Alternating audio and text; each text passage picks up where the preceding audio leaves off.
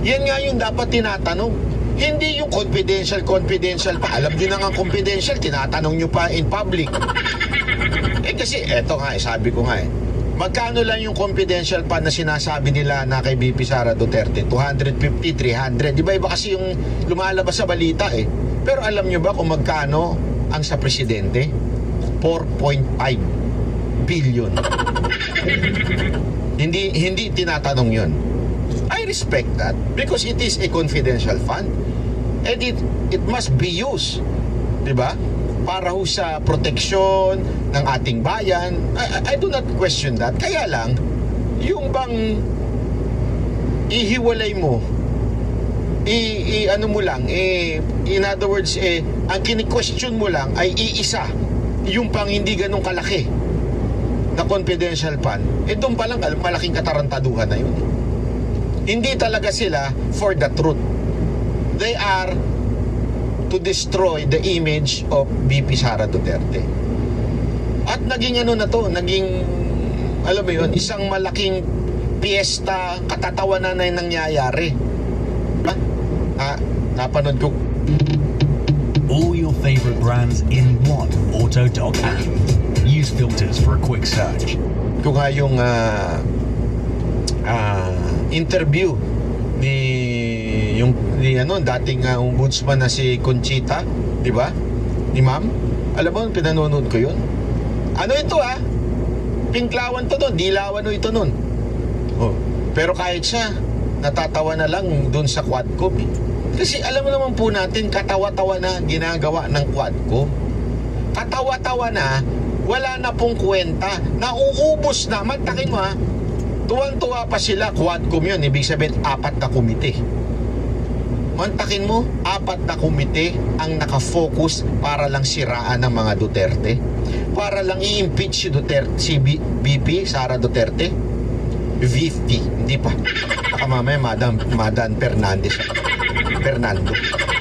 VP. Di ba? Yung 4 na komite na yun, nakalaan lang to destroy BP Sara Duterte. Mantakin mo.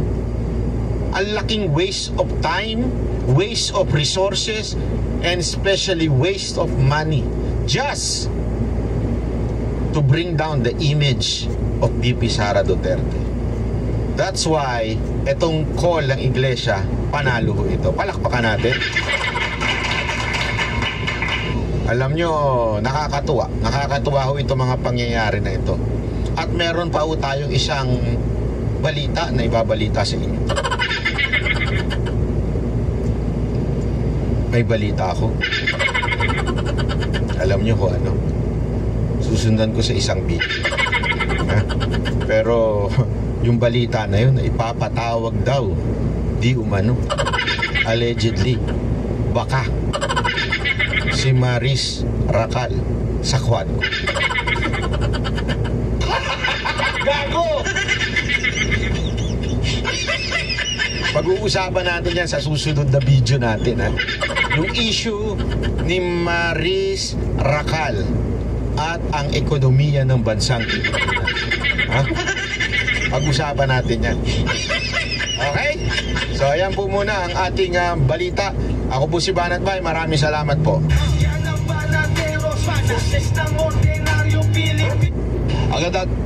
At sila po ay against, at sila po ay magtitipon-tipon upang kontrahin ng impeachment. Ako po. Panoorin po natin ito, panoorin po natin at ipapaliwanag ko sa inyo kung bakit tila nasa gitna ang Iglesia ni Cristo sa issue na ito. Okay? Panoorin po natin at buksan natin ang ating mga mata. At mamaya mga kababayan, ipapakita ko sa inyo na talagang nayayanig na ang kamera at nayayanig na ang Malacanang dahil po sa galaw na ginawa po ng Iglesia ni Cristo. Pasok! Ito na po. Kami po ni Nelson tumanggap po ng bilin bilang mga kaanib po sa Iglesia ni Cristo at sa atin mga kababayan. Dahil po dyan, mga kababayan at mga kapatid sa Iglesia, ang mga kapatid po sa Iglesia ay naghahanda, Nelson. Ulitin ko po ha, ang mga kapatid po sa iglesia ay naghahanda Ako po, patay na tayo dyan. magsagawa po ng rally. Nako, ayan na.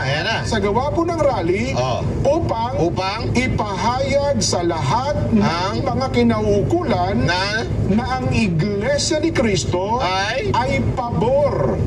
Pabor po sa opinyon. Ako, ninervous yung iba dyan. Nandiyan pabor. Pabor sa impeachment? Easy. Patapusin natin. Ng Pangulong Bongbong Marcos. Uy, pabor daw kay Bongbong Marcos? Easy. Patapusin natin. Na hindi sumang-ayon Sa sinusulong ng ilang sektor na impeachment. Nako. Dahil maraming problema ang ating bansa na dapat pong unahin ng ating pamahalaan. Yan ang tama. Whoa, little boy, where's your mom? Why are you rummaging through trash for food? My mom ran off with another guy. I can't find him. I'm so hungry. Hey, little one, help yourself. Thank you. Sir, ma'am, you both have such big hearts. Sa ni Cristo po Ay para sa kapayapaan. Ayaw namin, po natin sa anumang uri ng kaguluhan na manggagaling sa kanino mang panig. Naganda yan. Po, mga kababayan, ay nag-uorganisa na po ang mga lokal. Ayan na, nag-uorganisa na. Iglesia Nako po. para magkaroon ng mga malalaking pagtitipon. Nako po, alam nyo mga kababayan, ni-research ko po ito. Yung nagkaroon pala nung mga nakaraang administrasyon na nagrally ho ang iglesia at talagang naparalisa nila ang Metro Manila. This time, uulitin na nila. Naku, sa sigurado ako, mas marami na ho ito ngayon. Siyempre, habang tumatagal ang populasyon, dumadami. At siyempre, mga kaanib nila, yung pamilya, dumadami rin. Kaya sa tingin ko, mas marami ho ngayon. Para ipakita po at ipahayag na ito po binabanggit namin na pabor kami sa opinyon ng Pangulong Bongbong Marcos na no to impeachment. Dahil sa problema ng bansa, hindi ba? Ang dapat po natin unahin ang problema ng bansa na mas malaki. Hindi po ang impeachment. Correct. Dapat maintindihan niyo. At dahil dyan, saludo kami sa inyo, Iglesia ni Cristo, sa inyong gagawin na yan. At ako'y naniniwala na may punto kayong sobrang-sobra. Kasi sa totoo lang, mga kababayan, etong impeachment na ito, etong mga ginagawa kay BP Sara Duterte ay isang diversion. Isang diversion ito sa mga tunay na issue ng ating lipunan. Asa na napunta yung PhilHealth? Asa na po napunta yung mga tulad yung mga ilang toneladang gold, yung Maharlika Fund na hindi natin alam kung ano na nangyari, at iba-iba pa ng mga issue na dapat napagtuunan ng pansin. Sa matter of fact, mga kababayan, ang pinaka-importante sanang pansinin ng ating mga mambabatas ay yung lintik na flood control project na yan. Yan po dapat ang talagang pinagtutuunan. Kasi, alam nyo, ito hindi na natin matatanggal yan sa isipan ng mga Pilipino na ang ating Pangulo ay nagsabi na merong 5,500 na flood control project at kinabukasan, binaha ang buong Metro Manila. At after noon, ano sinabi? Kasi daw nasira ng nabangga ng barko whatsoever. So kitang-kita natin na talagang wala na. Iniwan na ang tunay na issue. Pangalawang issue, yung pagmahal ng presyo ng bawat pagkain, lalong-lalo na po ang mga basic supply, ika nga ng ating mga kababayan, sobrang taas na ho. Hindi na ho mapigilan ng pagbulusok nito, pangat ng pangat. And yet, ang pinag-aaksaya ng panahon ng Kamara ay walang iba kung hindi ang sirain ng ating Vice Presidente. Ngayon, ito mga kababayan, kanina, pinag-uusapan namin ng Banateros ito at saka ng ilang mga kasamahan namin dyan sa istasyon.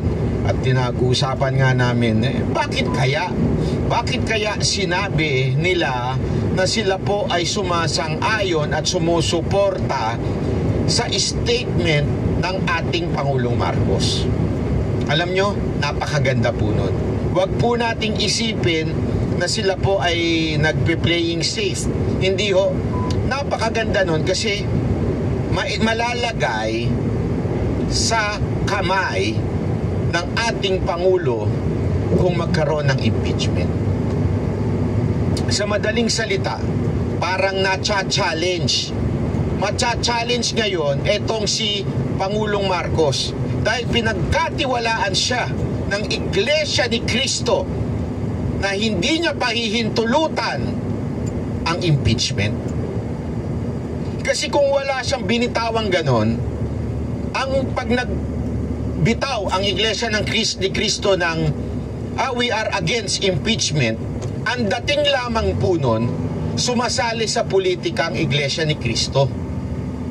Hindi ho magandang tignan, maaaring maging partisan ng datingan.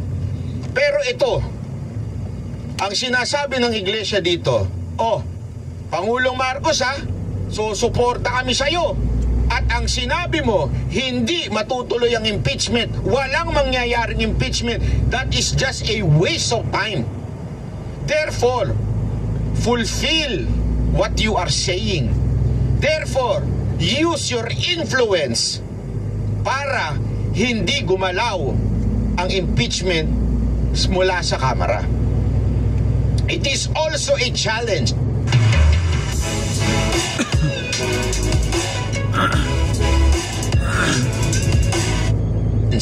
Sa tingin ko ito pananaw ko po ito.